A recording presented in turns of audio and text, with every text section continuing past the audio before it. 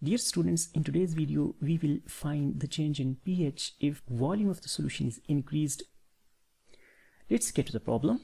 And the problem states, how many liters of water must be added to 1 liter of aqueous solution of HCl having pH 1 to prepare a solution of pH 2? So the solution that we have been given has pH 1. We already know the expression for pH is equal to negative log of H plus ion concentration.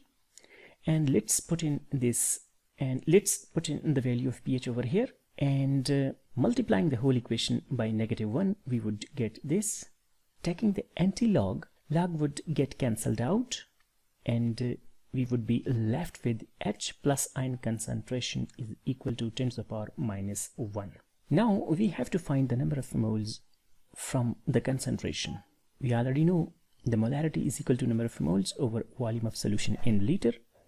And multiplying molarity with volume, we can get the number of moles. Let's put in these value. 1 is the volume, 1 liter, and 10 to the power minus 1 is the concentration, that is molarity. So these are actually the number of moles. Now we have to calculate the number of liters when solution is having a pH 2. As we have seen, from the pH we can calculate the concentration of H plus ion concentration. And applying the same method, we can find the H plus ion concentration for pH 2 as well. Suppose X liter of water is added to the solution, then the total volume would be X plus 1. We can write molarity is equal to number of moles over volume.